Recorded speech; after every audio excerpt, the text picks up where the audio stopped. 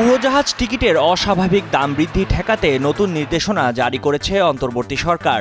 বেসামরিক বিমান পরিবহন ও পর্যটন মন্ত্রণালয়ের পরিপত্রে 11 ফেব্রুয়ারি এই নির্দেশনাগুলো জারি করেছে মন্ত্রণালয়।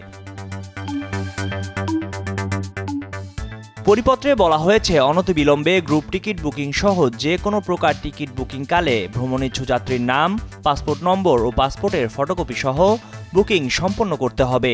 বুকিংয়ের 3 দিনের মধ্যে সংশ্লিষ্ট যাত্রীর নামে টিকিট ইস্যু না হলে ওই 3 দিন বা 72 ঘন্টা উত্তীর্ণ হওয়ার সঙ্গে সঙ্গে এয়ারলাইন্স স্বয়ংক্রিয়ভাবে ওই টিকিট বাতিল করবে।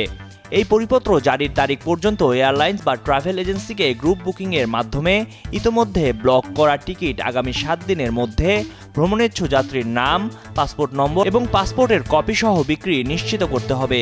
অন্যথায় পরবর্তী 3 দিনের মধ্যে সংশ্লিষ্ট এয়ারলাইন্স এমন টিকিট স্বয়ংক্রিয় পদ্ধতিতে বাতিল করবে।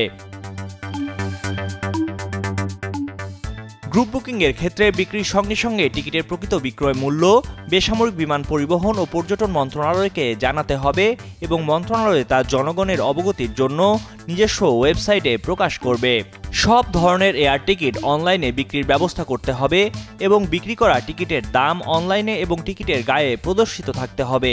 এয়ারলাইন্স এবং ট্রাভেল এজেন্সিগুলো আবশ্যিকভাবে বেসামরিক বিমান চলাচল বিধিমালা 1984 এর বিধি 289 এ বর্ণিত বাধ্যবাধকতা অনুযায়ী যথাযথভাবে ট্যারিফ ফিলিংয়ের নিয়ম মানবে এবং বাংলাদেশ বেসামরিক বিমান চলাচল কর্তৃপক্ষ অনুমোদিত ট্যারিফ বেবিচকের নিজস্ব ওয়েবসাইটে প্রকাশ করবে। এয়ারলাইন্স কিংবা ট্রাভেল এজেন্সি সংশ্লিষ্ট বিমান সংস্থার বেবিচক বরাবর দাখিল করা ভাড়ার অতিরিক্ত ভাড়ায় টিকিট বিক্রি করা থেকে বিরত থাকবে।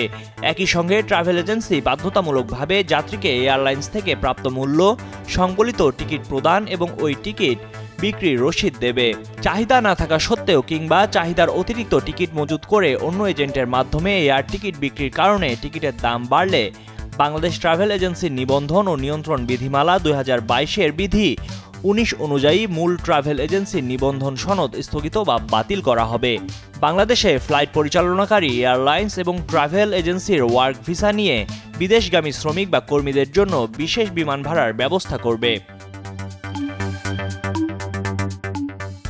জারিকৃত পরিপত্রে বলা হয়, মধ্যপ্রাচ্য ও মালয়েশিয়া সহ প্রবাসী কর্মীদের টিকিটের ভাড়া কমানোর জন্য আগামী 7 দিনের মধ্যে বিমান বাংলাদেশ এয়ারলাইন্স সহ সব এয়ারলাইন্স ও বোর্ড অব এয়ারলাইন্স রিপ্রেজেন্টেটিভস পদক্ষেপ নেবে। বাংলাদেশ ট্রাভেল এজেন্সির নিবন্ধন ও নিয়ন্ত্রণ আইন 2013 অনুযায়ী অনিবন্ধিত ট্রাভেল এজেন্সির মাধ্যমে টিকিট বিক্রি বন্ধ করতে হবে। ময়ূখ ইসলাম, কালের কণ্ঠ।